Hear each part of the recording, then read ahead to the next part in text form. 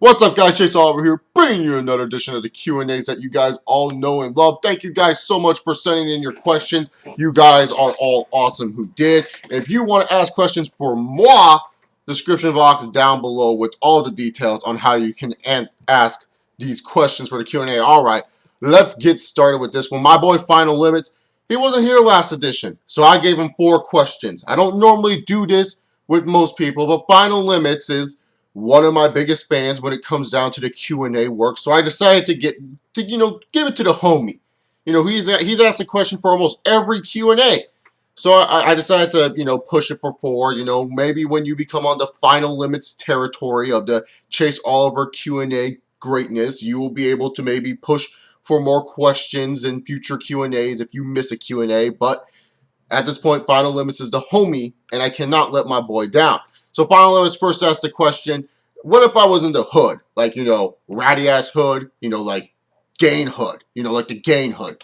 And I got knocked out. And I woke up wearing KKK gear with nothing else underneath my clothing. I'm just naked with KKK gear. And I'll tell you this, Final Limits, I would die. That's just the bottom line. There's no question that I'll be killed. There's no way I could convince people I'm not a white supremacist because I already have a country accent. I'm already dead. It doesn't even matter. I'm already done. And so pretty much, I'm just going to be shot, died, rest in peace, Chase Oliver, if that was ever the case. Let's hope it doesn't happen that way. Second question, what did you think of the Vincent DX feud from 2006? Let me tell you, the Vincent DX feud was probably one of the better feuds that DX did when coming back together. It felt like vintage DX, original DX, DX I know and I love. I felt they did a really good job with the Vincent DX feud. I thought the execution was fine for it. So really, to be honest, I can't complain too much of what they did with the Vincent DX feud. I felt they did an overall swell job with that one. Definitely an enjoyable feud with good payoff at the end. That I believe Unforgiven is 06 is when they finally finished up that feud.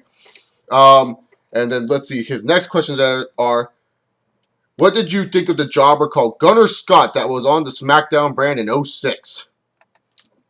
He's the type of jobber that I think the WWE is kind of missing in today's wrestling. Because the thing is, yes, Gunnar Scott was a jobber. He didn't really do much. I think he had 1 or 2 promos. Some of the most generic theme music you've ever heard in your life. But here's the thing, people. You need people like that on the roster. So that way, we don't always have to see these matchups of like Sheamus versus Cesaro. Or like RVD versus Cesaro. And you get the idea what I'm saying.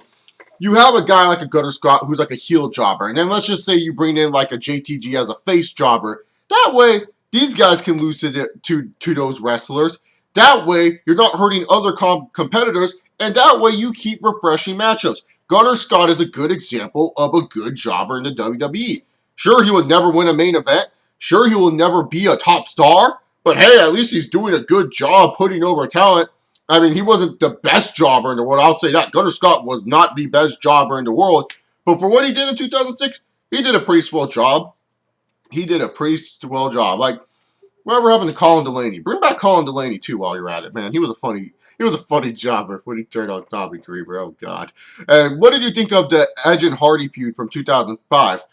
I really did like the Matt Hardy and Edge feud in 2005. Sadly, it was a terrible match at SummerSlam 05. Oh, God. Like, all this build-up for an epic match between Edge and Matt Hardy, and it ends in like this stupid knockout, and the match was also just really, really bad. Like, you could tell Matt Hardy was just not in really good shape to wrestle a long period of time. So it was a really great feud because it was real-life animosity. You felt like that, like whatever they were doing in the ring was actually real and nothing from a script. It made you want to watch other WWE programming that they had at the time on the WWE.com website. Because, the WWE.com website, they had all this programming, but no one was watching this shit. No one was watching Bite This all that much. Only like a couple people were watching it every week. And when I mean a couple people, probably like a couple thousand of however million fans that WWE has, not a lot of people were watching, their Bite This program. But it got their other programs like Bite This, and I believe there was one more other that they did get a little bit over. It made watching other shows interesting just to see what they would do. So it was a really good program, just terrible payoff because, like I said, it was the Edge and Matt Hardy match at SummerSlam 05. So disappointing. If you watch that match, you can just tell Matt was gassed. Like, Matt was fucking gassed. like in the beginning portion of the match. He was like, all right, let's slow it down for a bit, man. He was just gassed. They had a much better match later on.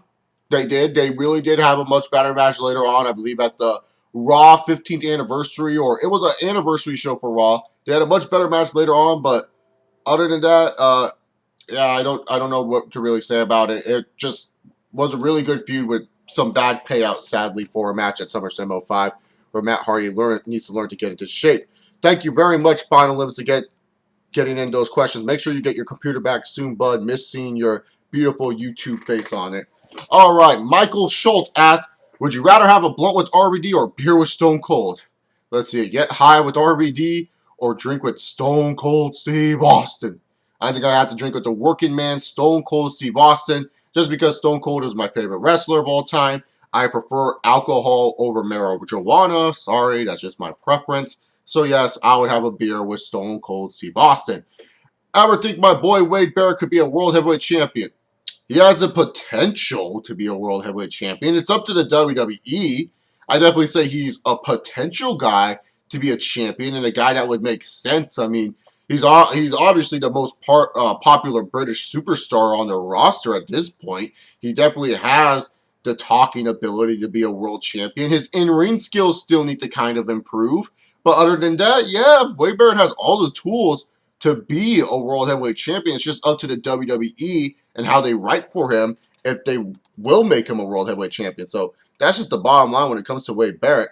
Thanks for the questions, man. Red Wolf 316 asks, are you excited to see Guardians of the Galaxy this summer? Yeah, I am excited for it. I'm kind of a bit worried for it because I remember I've been seeing a lot of movies this summer, you know, just trying to catch up because last summer I didn't really go on a movie binge. There weren't that many movies that were like, oh, I got to go see them. But this summer so far, I've been to like Amazing Spider-Man 2, Godzilla, X-Men Days of Future Past. I've been through a bunch of freaking movies.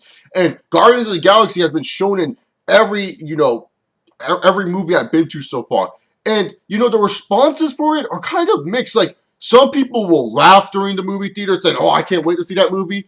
Other times I'll get people saying, I don't get it. What's this about? How's this superhero-y? And so it's really mixed on what people think about Guardians of the Galaxy. Now, I am a comic book nerd, but I'll be honest with you, I don't read that much Guardians.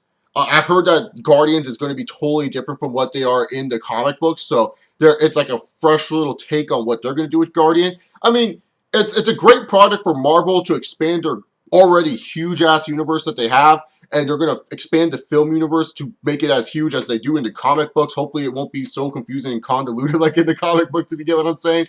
But I am excited for it, not just because of Dave Bautista, but I do like Chris Pratt. So really, and Bradley Cooper. So, and my boy Vin Diesel, he's playing Groot. So, you know, why not? And I know Zoe, whatever her name is, but I don't know what she looks like when green. If she's in the, I'm not really the biggest movie goer guy in the world. I don't know actors that well. I just like watching movies because they entertain me and they get my mind off the shit in the world. So I'm looking forward to Guardians of the Galaxy. And his second question is, what do you think John Cena's character would be like if he turned heel? John Cena turned heel, what I would make his character be like, well, what he would probably be like is what he is now, but a little bit more serious all the time. But what I would do with him is like, I would just make him arrogant. I would just make him come out, run down people, talk about how they're not as good as him. He's the best in the world. No one else is better. He cuts promos saying like, Brian, you know what? Why would you even want to challenge me for the title? Because you know I'm going to beat you. And then the next pay-per-view, I'm going to beat you. And then the following pay-per-view, I'll beat you afterwards. And really, to be honest, I really think that John Cena would play a great heel. I think he has just a great arrogant side to him that we don't see. He tries to be a little bit humble. But I know John Cena probably has like this dickish, arrogant side that no one has seen from. And I guarantee you a lot more people would love the dick, arrogant Cena more than this Cena we have on TV right now. I think a lot of people who don't like John Cena would actually start being on the Cena bandwagon and hope Cena would win all these belts if he was an arrogant heel and if he changed up his character every once in a while. But knowing the WWE, if he ever turned heel, he would just be boring, wouldn't do shit, would just kind of, you know, be chicken shit. So probably Cena's character wouldn't change too much.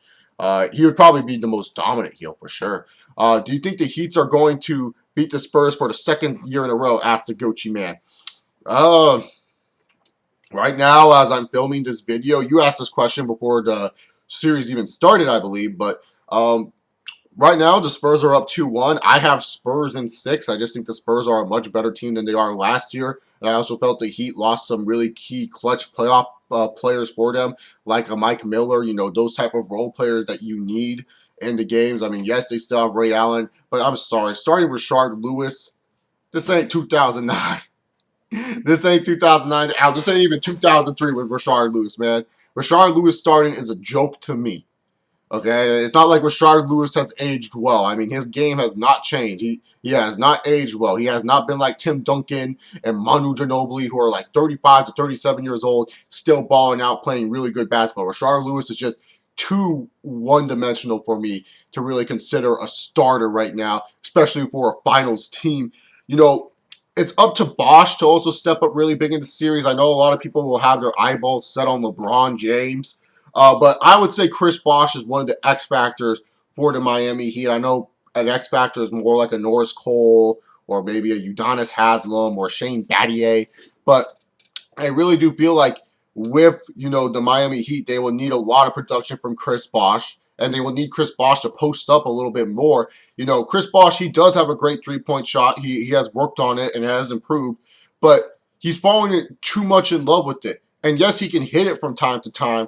But in all honesty, I feel like if Chris Bosh would post up a little bit more and attack that paint, it would help out LeBron and Dwayne Wade a lot. So really, to be honest, I think it's all up on Chris Bosh if the Heat win this series or not. And that's just the truth. I think the Spurs, you know, I think they have better depth. I think that, you know, they have players that can go off at any time. Look at Danny Green last season. He's still doing the same stuff that he did last season. I think Danny Green can still go off at any time. I really do. So in all honesty here, I really do think that the Spurs can win this series. So I'm going with the San Antonio Spurs in 6, but the Heat still have a chance of winning. It's not like it's out of the possibility. I mean, they still have LeBron.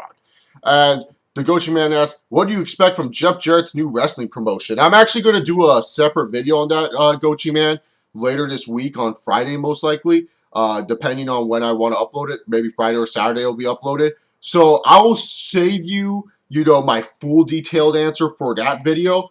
But as far as the premise, as long as it becomes a new alternative, and it's not just about Jeff fucking Jarrett, and it's actually about bringing in new guys and, you know, bringing in a new type of wrestling, a new type of turn on the professional wrestling business to hopefully breathe some life in the American wrestling industry. Because let's face it, in America, the wrestling industry, it's not that good anymore.